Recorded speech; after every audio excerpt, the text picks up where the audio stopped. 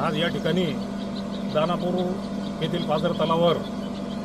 आम्ही सर्व सामाजिक कार्यकर्ते या ठिकाणी जमलेलो आहोत। आमच्यासोबत या ठिकाणी डॉक्टर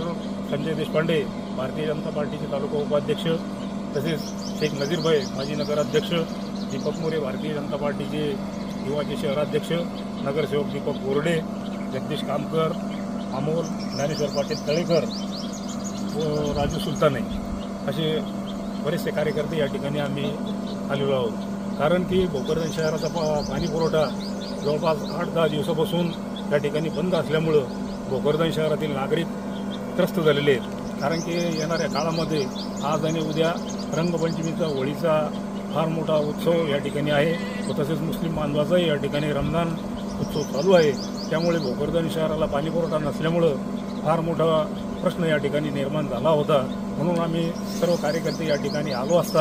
या ठिकाणी पाणी पुरवठ्याची वीज कनेक्शनसुद्धा महाराष्ट्र राज्य विद्युत मंडळाने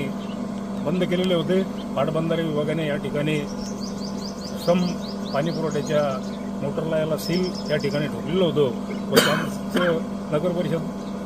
भोकरदन या कोणत्याही विषयाला प्रतिसाद देत नसल्यामुळं या ठिकाणी आम्ही आज आंदोलन करण्यासाठी आलो व या ठिकाणी आम्ही या या ठिकाणी सील तोडून महाराष्ट्र राज्य विद्युत मंडळाच्या अधिकाऱ्यांना या ठिकाणी विनंती केली की आपण तात्काळ या ठिकाणी वीज पुरवठा पुन्हा सुरळीत चालू करावा व त्यांनी आमच्या विनंतीला मान देऊन वीज पुरवठाही या ठिकाणी सुरू केला व पाटबंधाऱ्याच्या अधिकाऱ्यांशी या ठिकाणी आम्ही चर्चा केली त्यांनी, परंतु तसं लवकर आम्हाला प्रतिसाद न दिल्यामुळं आम्ही या ठिकाणी या ठिकाणी सील तोडून या ठिकाणी पाणी पुरवठा सुरळीत चालू केलेला आहे। त्यासाठी भोकरदन शहराला पाणी पुरवठा आता येणाऱ्या काळामध्ये सुरळीत व्हावा अशी मी या ठिकाणी अपेक्षा करतो व तसेच या सर्व कामासाठी माननीय आमदार संतोष पाटील दानवे व तसेच केंद्रीय माजी राज्यमंत्री रावसाहेब पाटील दानवे साहेब यांच्याशी आम्ही सकाळी चर्चा केल्यानंतर त्यांनी या अधिकाऱ्याशी चर्चा करून पाणी पुरवठा सुरळीत कसा राहील यासाठी त्यांना सक्त